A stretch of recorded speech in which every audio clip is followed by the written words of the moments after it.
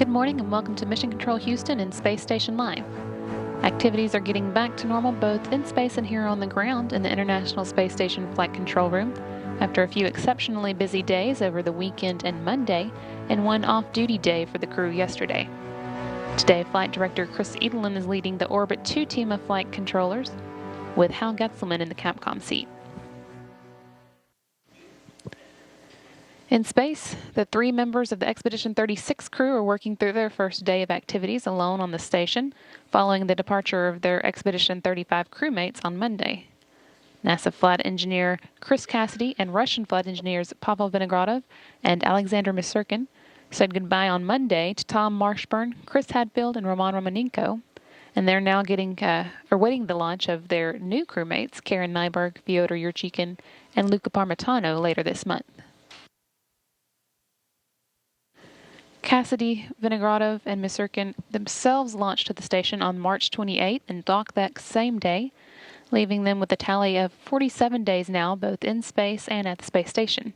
They're currently orbiting 256 miles above the South Pacific Ocean, heading northeast towards the coast of Canada.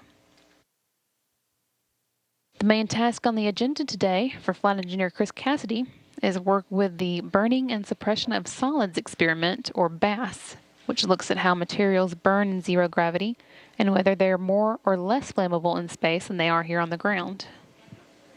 In addition to that work, Cassidy also opened up the shutters on the window in the Destiny laboratory to allow the iServe experiment to run on its own. That investigation is an automated system for taking photos of the Earth's surface from the space station. And although the photos can be useful for disaster monitoring and assessment and environmental decision-making, the main purpose of the experiment is to provide experience and expertise in automated data acquisition from the space station. Another experiment running on its own today in the background is the amine swing bed investigation, which is aimed at determining whether a vacuum-regenerated amine system can effectively remove carbon dioxide from the space station's air more efficiently.